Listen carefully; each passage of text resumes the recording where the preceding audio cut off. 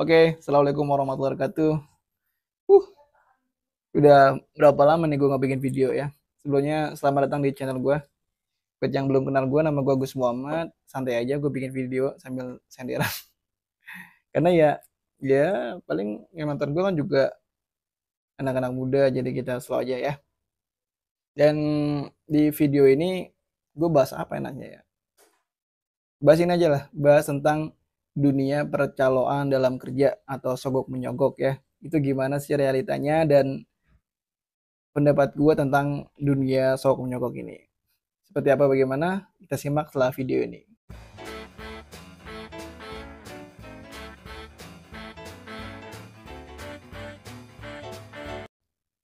Oke, terkait dengan apa ya?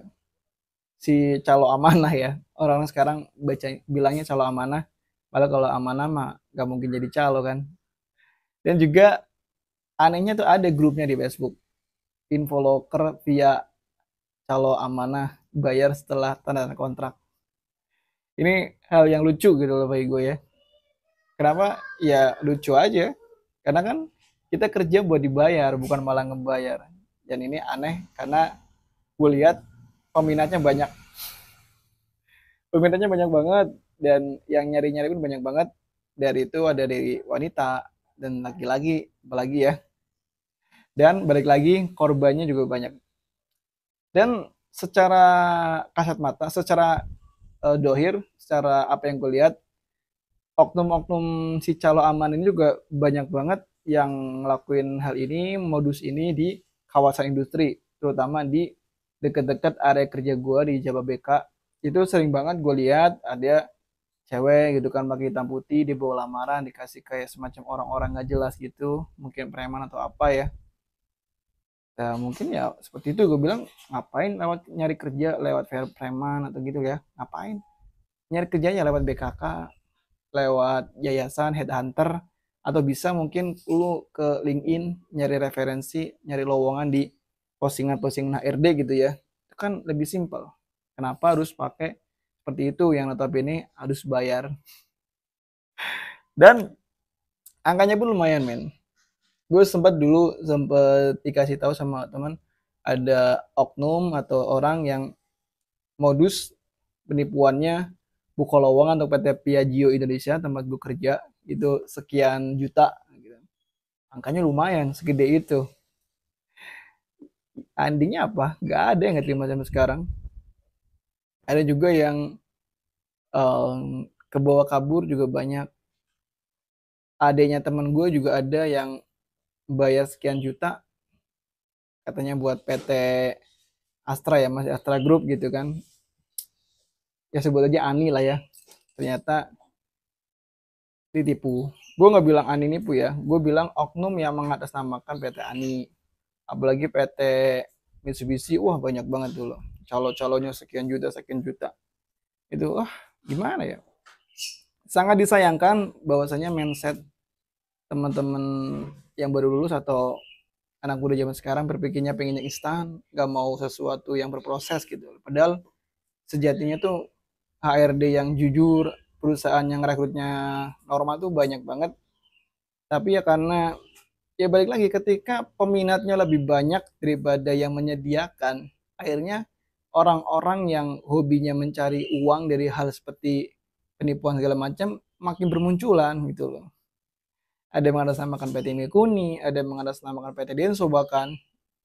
Dan saking parahnya lagi biasanya ada yang menjanjikan pasti diterima, gue kenalan HRD segala macam, bayar syarat TTK, aktualnya bayar member, setelah bayar member hilang. Kalau enggak pertama-pertama bilang gratis, nanti ketika mau proses bilangnya bayar 1 juta dulu gitu. Ada. Parahnya lagi ada yang nyampe dikasih seragam loh. Itu kejadian waktu gue di tahun 2018 atau 19 gitu. Itu gue masih di Mitsubishi, itu ada kejadian udah dikasih seragam. So far ini terlaluan sih. Padahal dikasih seragam sama preman atau mungkin oknum-oknum itu bukan hal yang menjanjikan ya, karena bikin seragam itu di tukang jahit paling berapa, nggak nyampe 1 juta, sedangkan duit lu yang dibawa mereka itu puluhan juta ada kan. Itu sangat disayangkan banget. Dan lagi-lagi orang yang masih percaya itu banyak. Padahal beritanya yang ketipu banyak, calo-calo bodong, calo-calo yang oknum-oknum ini yang ditangkap juga banyak di daerah Cikarang. Cuman ya itu tadi, orang-orang yang butuh calo itu nggak sadar-sadar gitu loh. Jadi ya sangat disayangkan gitu loh. Padahal itu bisa kita cegah atau bisa kita buang message seperti itu. Maksudnya gimana? Maksudnya itu padahal kita bisa itu loh. Kita bisa pakai cara yang murni, kita bisa pakai cara yang benar. Bang, tapi susah. Susah oke, fine. Susah, tapi kan sesuatu yang susah bukan berarti nggak bisa. Oke, itu yang pertama. Yang kedua, susah itu dari mulut kita, dari opini kita, dari sugesti kita. Jadi akhirnya kejadiannya sesuai dengan apa yang kita ucapkan, kejadiannya sesuai dengan apa yang kita pikirkan gitu loh. Kita pernah lihat orang Jepang nih, saya bisa, jadi bisa benar sendiri. Itu padahal orang kafir. Jadi balik lagi kembali ke belief kita, sugesti kita itu. Kalau kita yakin kita pasti bisa dengan mudah dengan jalur harmoni, insya Allah pasti berjalan. Gue masuk PT Pihak Indonesia ada izin Allah ya. Lagi atas izin Allah tuh bisa masuk di umur 29. Apalagi gue masih muda. Apa susahnya umur 22, 23 itu gampang. Ngapain harus pakai kayak gituan?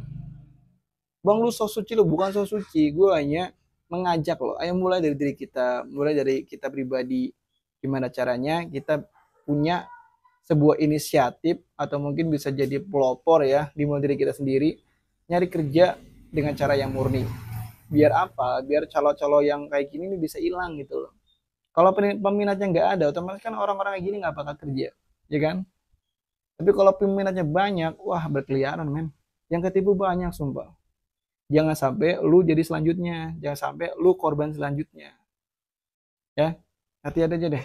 Pakai cara yang murni, belajar, belajar, belajar. Guru gue pernah ngasih apa ya, motivasi lah bahasa sekarangnya ya. Kurang lebih biar lu paham kayak gini aja deh. Kalau lu tahu pemain bola Muhammad Salah ya, Muhammad Salah di Liverpool, itu ketika dia habis kontrak dari Liverpool, dia nggak bakal pusing nyari kerja. Dia nggak bakal, gue mau kerja di mana ya, gue mau main ke klub mana, tuh enggak. Bahkan sebelum dia habis kontrak pun, dia sudah ditawarin dari beberapa klub-klub besar. Kenapa bisa kayak gitu? Karena skill. Muhammad Salah punya skill, Muhammad Salah punya value, jadi banyak klub-klub yang tertarik sama dia.